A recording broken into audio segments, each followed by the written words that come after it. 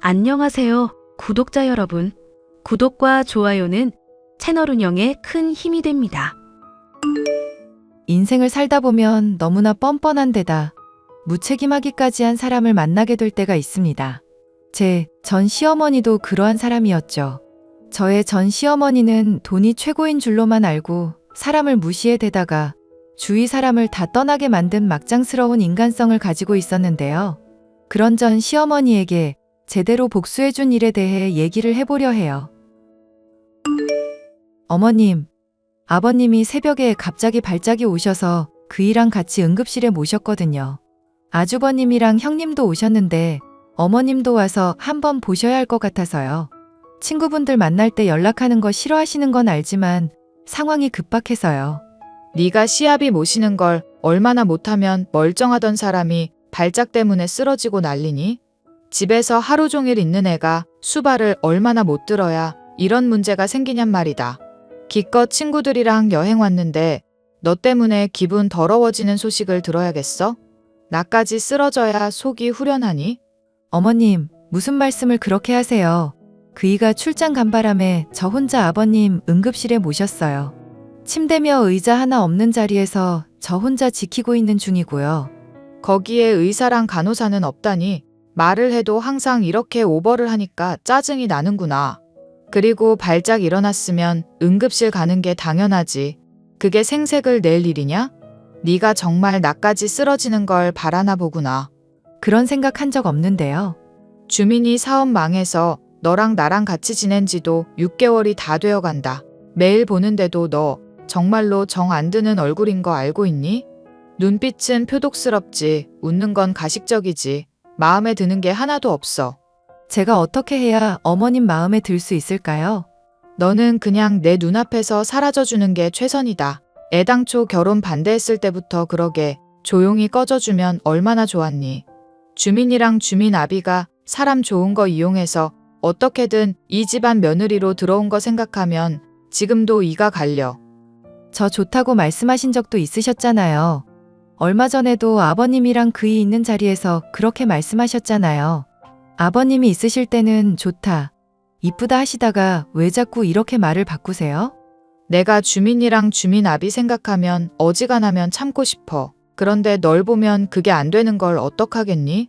사돈 양반들이나 너나 교사라고 해봐야 얼마 되지도 않는 월급쟁이나 다름없잖니. 재수 없어서 주민이 사업 망하게 할 거면 재기하게 돈이라도 보태야 할 거 아냐.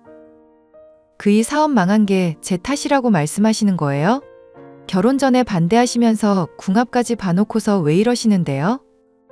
내가 아무리 봐도 궁합이 영 아닌 것 같아서 더 용한 곳에서 봤다. 그랬더니 너랑 주민이가 아주 상극이랬어. 이거사. 자꾸 이러시니까 저 너무 힘들어요. 말도 안 되는 걸로 자꾸 트집만 잡으시고. 내가 네 꼴 보기 싫어하면서도 한편으로 아주 합가 잘 시켰다. 생각하는 이유가 뭔 줄 아니?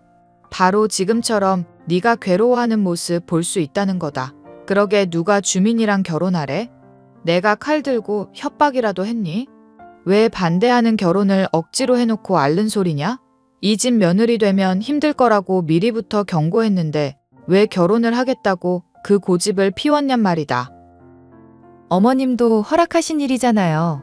그럼 내가 이제 허락 못하겠으니까 이혼하라면 하겠니?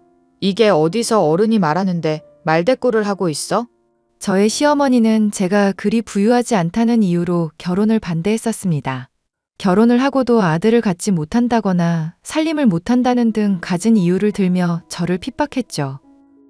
평소 몸이 좋지 않은 아버님의 건강 문제까지도 탓을 하기에 도저히 참을 수가 없었습니다. 심지어 제가 임신을 했을 때도 아버님의 간병을 맡기는 등 본인은 손가락 하나를 까딱하지 않으려 했죠. 임신인 거 알고 선생일 휴직하게 됐다며. 너 이제 앞으로 집안일은 손 하나 까딱하지 마라. 어머님, 제가 어떻게 그래요. 그래도 거둘 수 있는 건 거둘게요. 사람 말은 끝까지 들어야지. 나한테 혼나고 싶으면 손 하나 까딱하지 말란 거였다. 휴직을 하게 됐다고 놀 생각하지 말고 주민 애비 간병해 집안일 더 열심히 해야 한다. 알겠니? 임신 핑계로 나태한 꼴 보이면 네 시애미가 얼마나 무서운 사람인지 확실히 깨닫게 해줄 거다. 일할 때보다는 덜 나오긴 하지만 그래도 육아휴직이라서 급여는 계속 나오고 있는데요. 교사 월급이라고 해봐야 얼마나 한다고 집에서 놀 생각부터 하고 있어? 주민이 사업 망하게 해서 네가 입힌 피해는 생각 안 하니? 그거 만회하려면 하루 24시간 내내 일해도 모자랄 판인데 참아주고 있는 거다. 이 집안에 일어나는 불행은 다 제 잘못이라고 점쟁이가 말하던가요? 어머님이 아버님 내버려 두고 친구분들이랑 놀러만 다니니까 문제가 생긴다고는 안 하고요? 나도 당장 아픈 사람이라 너한테 간병을 받아야 하는 입장이다. 놀러 다니는 게 아니라 산책 삼아 친구들이랑 돌아다니면서 운동하고 건강관리하는 거고. 그럼 앞으로도 계속 이렇게 하시겠다는 거네요? 저는 그럼 더 참을 수 없어요. 분가하고 말지. 몸 아픈 시아비 버리고 분가하겠다는 꼬락서니를 보니 네 그릇을 알만하구나. 교사 집안이라고 그나마 조금 있는 인성을 이쁘게 봐주려고 했는데 그것까지 아주 바닥이야. 저랑 그이 말고 아주버님이랑 형님한테 부탁을 하지 그러세요? 사업 잘 나가시고 돈도 잘 버시니 간병인 쓰는 것쯤이야 어려울 일도 아니잖아요. 사업 잘 나가는 큰애한테 아픈 사람이나 돌보면서 괜히 심기상하라 이거니? 선생이라는 애가 그렇게 생각이 짧아서 어디다 쓰겠나 싶구나. 한 바구니에 계란 다 담는 거 아니라는 말 들어는 봤을 거다. 큰애한테 괜히 악영향 미쳐서 이 집안까지 다 망해야 네 속이 시원하겠어? 시어머니의 핍박 때문에 스트레스가 이만저만이 아니었지만 저나 남편이나 경제적인 상황이 좋지 않아 당장은 분가를 하기가 어려운 상황이었습니다. 시부모님이나 아주버님의 도움이 없는 상황에서 남편은 사업을 복구하기 위해 부단히도 애를 썼죠. 건강을 돌보지 않고 무리한다 싶던 남편은 어느 날 제게 청천벽력 같은 소리를 늘어놓았습니다. 당신 엄마 때문에 많이 힘들지? 어머님 때문에 지금 힘드냐고 물었어? 난생 처음 탈모라는 걸 겪어봤으면 말 다 한 거 아냐? 엄마도 우리 아끼니까 말이 좀 세게 나가시는 걸 거야. 본성은 아마 착한 사람일 거라 생각해. 제발 정신 좀 차려 당신. 어머님이 당신을 사랑한다면 왜 당신 사업 휘청거릴 때 안 도와주셨는데? 그야 나 도와주다가 다 같이 망해버리면 안 되니까 그런 거지. 아주버님이 자금 좀 보태달라고 급하다고 하실 때 도와드리다가 그렇게 된 건 기억 못하고? 똑같은 자식인데 아주버님은 사업 망할 것 같으니까 어머님이 땅이며 부동산이며 처분해가면서 도와드렸던 거 기억나지? 내가 많이 부족한 사람이라 그래. 당신한테도 면목이 없네. 미안. 이제라도 안 늦었어. 어머님이 하는 말 때문에 휘둘리는 것도 이제 그만하자. 분가하고 그냥 다른 집에서 살자. 어때? 분가하는 것도 좋은데 지금 그 얘기를 할 때가 아니야. 나 당신한테 할 말이 있어. 얼마 전에 건강검진 받은 거 말이야. 결과 나왔는데 나 암이래. 그것도 췌장암. 췌장암이라니 그게 무슨 소리야? 당신 나이가 몇인데 췌장암에 걸려? 정밀검사는 해봤고? 이걸 가족들한테 어떻게 말해야 할지 모르겠어. 괜히 나 죽는다고 하면 스트레스만 받을 텐데. 당신이 착한 사람이라 결혼한 거긴 한데 그 말은 좀 많이 심하다. 암 걸린 사람이 다른 사람 걱정하는 거야? 솔직히 몸에 안 좋은 음식들 안 죽는다면서 편하게 당신한테 먹게 한 어머님이 원망스러울 지경인데. 미안. 많이 부족한 남편이라서 정말 미안. 당신 남겨두고 혼자 갈 자신이 없는데 나도 정말 그러고 싶지 않은데 일이 이렇게 됐네. 우리의 얼굴은 보고 죽을 수 있을지도 모르는 상황이야. 살 생각을 해야지. 죽을 생각부터 하고 있으면 어쩌잔 거야? 남편이란 사람이 그렇게 약한 소리 할 거야? 그렇게 말하면 마음이 조금이라도 가벼워져? 가뜩이나 아버님의 건강이 좋지 않던 중에 남편까지 위독한 병에 걸리게 되니 집안은 거의 초상집 분위기나 다름이 없었습니다. 남편은 조금 더 생명을 이어가다가 제가 출산한 딸아이의 얼굴을 보고 얼마 안 있어 하늘나라로 떠나고 말았죠. 시어머니는 절더러 시아버지도 모자라 남편까지도 잡아먹은 년이라며 장례식장에서 악을 쓰며 절 핍박하더군요. 당연히 장례식 이후 제 딸아이에 대한 시선이며 태도 역시도 곱지 않았죠. 어머님, 애가 지금 기도가 막혀서 죽을 뻔했어요. 아버님 씹던 껌을 애한테 주시면 어떡해요? 울면서 껌 달라고 보채는데 그럼 날더러 어떡하라는 얘기냐. 단물 적당히 빠진 거라 애 이 썩을 걱정은 안 해도 될 거다. 아니요. 원래 어른이 씹던 거든 후후 불어준 거든 다 위험해요. 뮤탄스균 때문에 충치가 생길 수 있다고요. 적어도 생후 20개월까지는 신경 써달라고 제가 누누이 말씀드렸잖아요. 뮤탄스가 나발이고 간에 이빨 관리야 제대로 하면 되는 거지. 그게 뭐 대수라고 그러냐. 내가 키운 애가 그래도 둘이나 되는데 네 훈수나 듣게 생겼어? 왜 사람 먹는 거 가지고 까탈스럽게 굴고 난리냐. 제가 이래봬도 선생이에요. 애들 키우는 것과 관련해서 어머님보다야 많이 아는 분야도 있어요. 그래, 꼴의 선생이랍시고 애들 좀 머리에 먹물 넣는 법은 알겠지. 그런데 보아하니 예절 교육은 전혀 안 되겠구나. 어디 시어미가 말을 하는데 꼬박꼬박 말대꾸질이냐? 말대꾸하는 게 아니라 제가 부탁을 드린 내용에 대해서 좀 지켜달라는 거죠. 그이 췌장암으로 죽은 것도 건강관리가 안 돼서 그런 건 아시죠? 비만이며 당뇨가 많이 해로운데 괜찮다면서 밤에 맨날 야식으로 아이스크림이며 피자며 콜라며 마음껏 먹게 하셨잖아요. 아이고 선생질하면 의사 자격증도 같이 따는 줄은 내가 오늘 처음 알았구나. 그래, 네 잘난 건강상식을 안 지켜서 주민이가 암 걸려 죽었다. 이거냐? 그럼 큰 애 멀쩡한 건 어떻게 설명할 거니? 아주버님이야 형님이 챙겨드리고 있고 저희랑 따로 살고 있잖아요. 아버님도 그렇고 죽은 그이도 그렇고 어머님이랑 같이 지내고 있고요. 인연이 미쳤나? 그럼 내가 아들도 죽이고 남편도 죽이려 한다 이거니? 먹고 싶은 거 안 먹으면 오히려 더 스트레스라는 거 몰라? 제발 부탁이에요, 어머님. 애 양육하는 문제는 저한테 맡겨주세요. 그이 사별한 것만으로도 충분히 힘든데 어머님이랑 싸우고 싶지 않아요. 그래, 그렇게까지 말하는 걸 들어보니 내가 바뀌어야겠다 싶구나. 감사해요, 어머님. 사람 말은 끝까지 들어라. 이제부터 너한테 더 모질게 하겠다는 얘기다. 얼마나 착하게 말을 해줬으면 까마득하게 어린 년이 시어미한테 대들 수가 있니?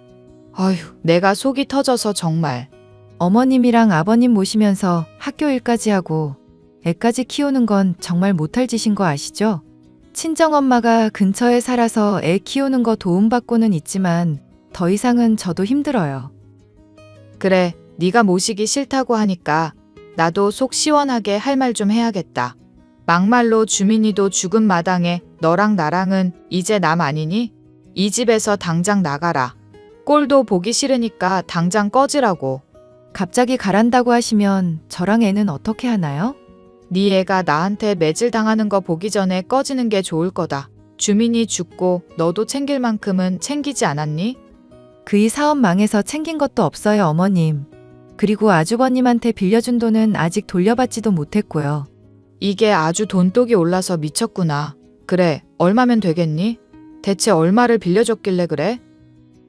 2억만 주시면 될 것 같아요, 어머님. 조만간 내가 돌려줄 테니 잠깐만 기다리고 있거라.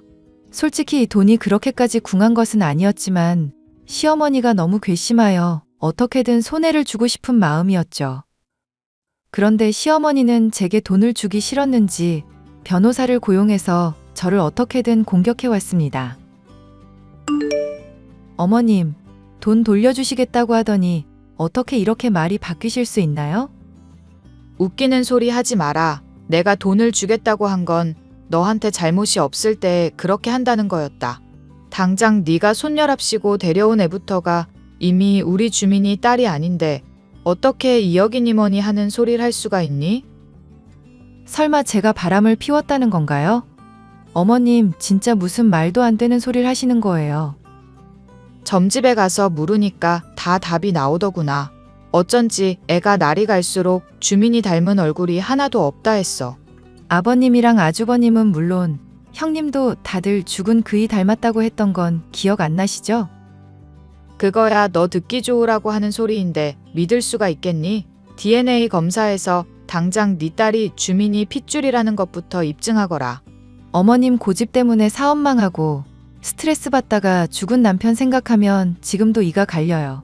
입증을 하면 그때는 그럼 순순히 2억 돌려주실 건가요? 네가 떳떳하지 못하니까 지금 이렇게 반응하는 거 아니냐.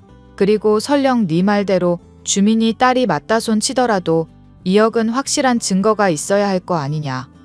어머님이 하라는 대로 따라드릴게요. DNA 검사예요. 저는 떳떳하니까.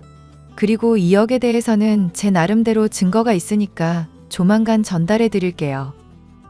이게 아주 막 나가기로 작정을 했구나. 꼭 그 돈을 받아내겠다고? 그전에는 안 그랬다는 듯이 말씀을 하시네요. 하도 어머님이 그 말을 자주 하셔서 제가 갈피를 못 잡겠어요. 그건 네가 정신이 나간 년이라 그런다. 어디 가서 교사니 선생이니 하면서 잘난 척하지 말고 똑똑히 새겨듣거라. 이 집안에 네가 들어오게 한 건 내 인생 최대의 실수였다. 돈이고 뭐고 한 푼도 줄 건 없으니 그런 줄 알아라. 어쩔 수 없이 소송을 하는 수밖에 없겠네요. 그러면 소송까지 갈 거 있니? 네가 그렇게까지 돈이 궁하다고 한다면 주마. 돈이 궁한 건 아니지만 제가 받아야 할 정당한 대가는 받아야겠어요. 남편이 사업 휘청거린 것도 아주버님 도와드리느라 그런 거고 그거 종용하신 건 어머님이시잖아요. 당장 애아빠 죽고 나서 이 집에서 지내는 동안 저한테 생활비라도 주셨나요? 애 분유값이라도 하라고 돈 주셨냐고요. 적어도 2억의 절반인 1억이라도 주셔야죠. 사람 말을 또 끝까지 안 듣는구나. 돈이 궁하다고 하면 준다고 했지만 2억이니 1억이니 하는 큰 돈을 주겠다고 했니? 네가 이제까지 집에서 호의호식하면서 지내고 편하게 먹고 마셨던 거 월세로 다 계산해봐라. 그런 거 감안하면 너한테 돌아갈 돈은 500만 원 정도밖에 안 되는 거 알고 있지? 거짓말도 모자라서 마지막까지 절 이렇게 우롱하시네요. 소송밖에 답이 없다는 걸 잘 알려주셔서 감사합니다. 나는 너한테 고마운 거 하나도 없다. 가난한 집 딸려는 성품도 바닥이라는 거 미리부터 알고 있었으니까. 손녀딸 양육하는데 들어가는 돈도 아까워하시는 분 인성만 할까요? 걔가 왜 내 손녀딸이니? 네 딸이지. 헛소리도 좀 작작하거라. 결국 돌려주지 않는 돈 때문에 힘든 소송을 시작하게 되었고 저는 그간 아버님을 간병한 일이며 남편이 받아야 할 상속을 받지 못한 것이며 아주버님에게 빌려준 돈 등을 인정받아 상당한 금액을 받아낼 수 있었습니다. 응당 받아야 할 금액을 소송을 통해 받아내게 되었지만 그 과정에서 들은 모진 말로 인해 마음의 상처는 이만저만이 아니었어요. 내가 점집에 가서 들어보니 지금 당장 이겼다고 좋아할 일이 아니더구나. 네 딸년이며 너며 업보를 제대로 치른다고 점집에서 말해주더구나. 절 미워하시는 이유가 정말로 그 일을 죽게 만든 게 제 탓이라 생각하시는 건가 보네요. 그렇게 미신을 믿으시는 이유가 뭔지 전 정말 이해가 안 가요. 내가 너 처음 봤을 때부터 기운이 우리 집안이랑 영 안 맞다고 느꼈다. 확인을 해보니 모래지옥에 빨려 들어가면서 주변 사람들까지도 죄다 붙잡아 끌어당기는 사주라더구나. 에라, 이 역병 같은 년. 아버님 건강은 좀 어떠세요? 어머님 혼자서 돌보는 거 쉽지 않을 텐데 형님한테 부탁하시죠. 이제 와서 착한 척 가증 떠는 거 보니 아주 기가 막히는구나. 네가 그런다고 한 푼이라도 더 떨어질 줄 아는 거니? 그렇게 걱정이 되면 소송을 애당초 걸지를 말았어야지. 말씀드렸다시피 저는 그동안 헌신한 대가를 받은 것뿐이에요. 이제 앞으로 딸아이도 키워야 하는데 아무것도 없이는 힘들잖아요. 네 딸년도 너랑 마찬가지로 업보를 받을 거다. 지 어미가 남편이며 시합이며 잡아먹은 년인데 걔는 멀쩡하겠니? 보나마나 차에 치이든지 머리에 이상이 생기든지 할 거니까 두고 보거라. 저주를 퍼부으시네요 아주. 제발 어머님 정신 차리라고 저도 빌게요. 점집에 돈 쓰면서 이상한 소리 듣지 마시고 제발 지금이라도 정신 차리세요. 나중에 웃는 게 누구일지 두고 보자꾸나. 이 역병 같은 년, 인생 그렇게 사는 거 아니다. 노망이 났나 싶을 정도로 저주를 퍼붓던 전 시어머니. 딸아이가 중학교에 입학할 때까지도 매일같이 제가 일하는 근무지에 찾아와 자신의 아들이 억울하게 죽었다고 시위를 벌이는 등 저를 괴롭히기 위해 온갖 수를 다 쓰는 사람이었습니다. 대체 저한테 이렇게까지 하시는 이유가 뭐예요? 하늘이 너한테 벌을 안 내리니 별 수가 있겠니? 아무리 그래도 명색이 한때나마 시아버지였는데 장례식에도 찾아오지 않은 년을 용서할 수 있겠냔 말이다. 위독해지셨을 때 병문안 갔더니 어딜 찾아오냐면서 물통 집어던지셨던 건 잊으셨어요? 내가 너였으면 그 물통 맞고서 무슨 짓이냐고 소리칠 게 아니라 무릎 꿇고 죄를 빌었을 거다. 죄를 지었으면 대가를 받는 게 인지상정인데 그 간단한 이치를 왜 모르니?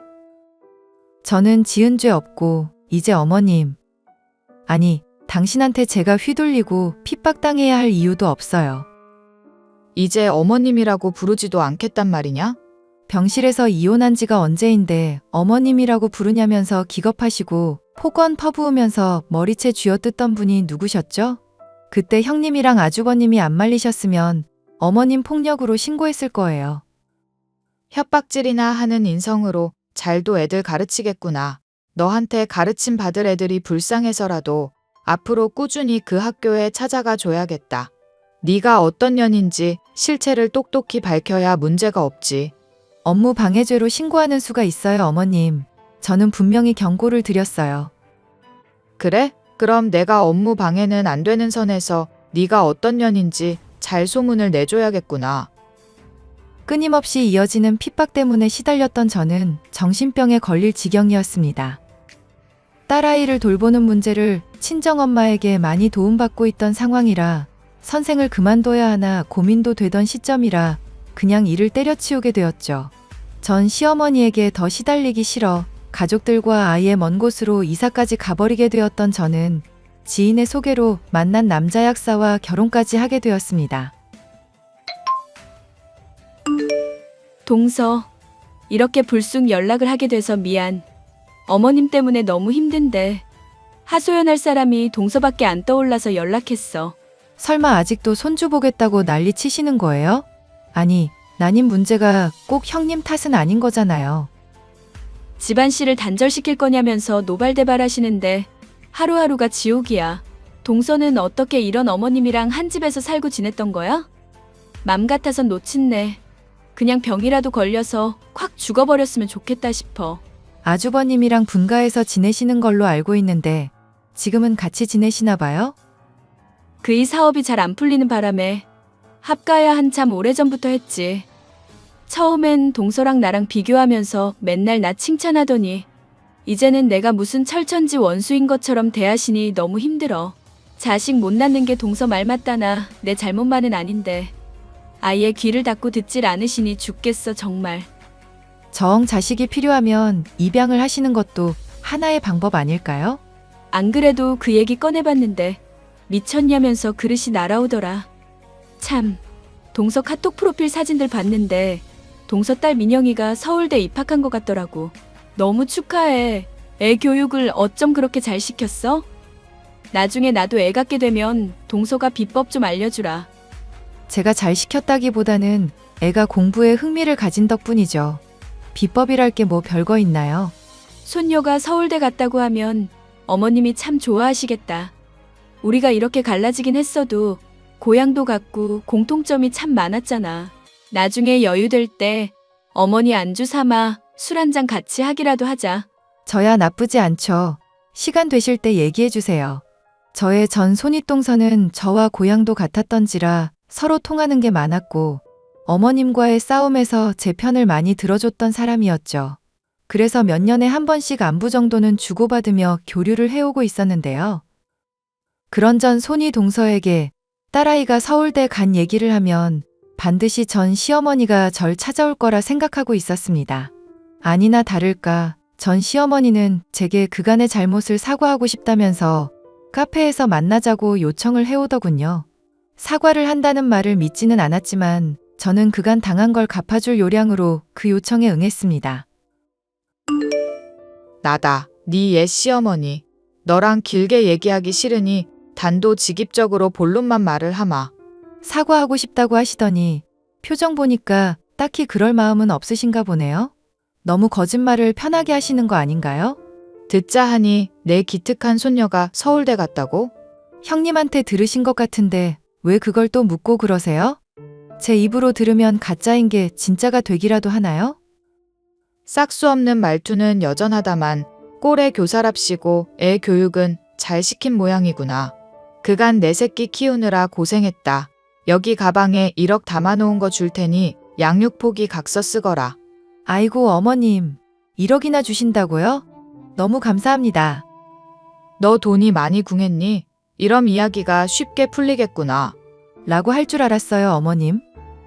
사람 말은 끝까지 들으라고 하시던 분이 왜 본인은 못 그러시는지 모르겠네요.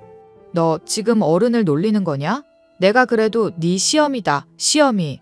연 끊은 지가 언젠데 시험이 타령이야 이 할망구가.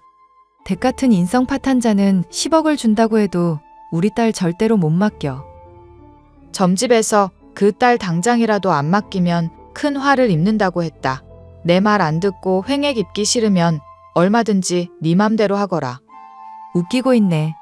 그 잘난 점집에서 손녀가 서울대 간다는 건 말을 안 해줬나 봐? 내 말 안 들으면 네 딸년이 대학 편하게 다니게 내버려 둘 줄 아니? 미쳐가지고 감히 어른을 할망구니 뭐니 하고 있어. 보나 마나 애 혼자서 기르느라 피똥 싸고 있으려니 어디서 가짜는 자존심이나 세우겠다고 말이야. 형님이 나 재혼한 얘기는 안 해줬나 보네? 전 남편이야 댁 말에 기죽어서 살았지만 지금 남편은 댁한테 사정 봐줄 사람 아니거든? 이게 정신을 못 차리고 감히. 전 시어머니는 분을 참지 못하고 제게 돈이 든 가방을 휘둘러 오더군요. 저는 머리를 얻어맞긴 했지만 많은 세월이 지났던지라 어린아이가 휘두르는 것만도 못한 위력이었습니다.